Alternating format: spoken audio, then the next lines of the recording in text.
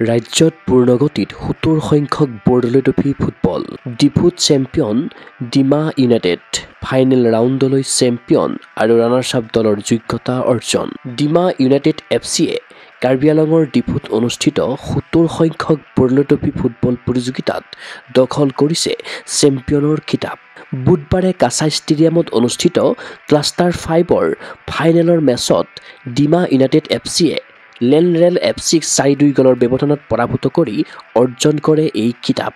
ইয়াৰ পাছতে চেম্পিয়ন আৰু runners up দুয়োটা দলেই চলিত ৭০ সংখ্যক বৰদলৈ ট্ৰফী ফুটবলৰ মূল ৰাউণ্ডত খেলাৰ বাবে আহৰণ কৰিলে যোগ্যতা।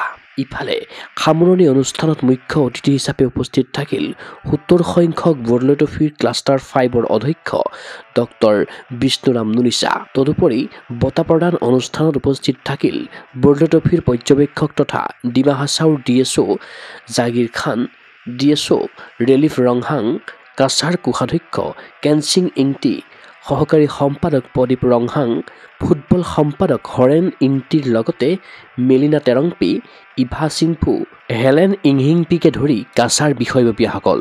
ক্ৰীড়া অনুৰাগীৰ আশা সাফল্যমণ্ডিত হওক গুৱাহাটী ক্ৰীড়া সন্থাৰ উদ্যোগত অনুষ্ঠিত ৭০ সংখ্যক বৰদলৈ ট্ৰফী ফুটবল। এতিয়া অপেক্ষা মাথোন গুৱাহাটীৰ জজ খেলপথাৰত অহা ২ মাৰ্চৰ পৰা অনুষ্ঠিত হ'ব লগা ফাইনেল ৰাউণ্ডৰ মেচলৈ।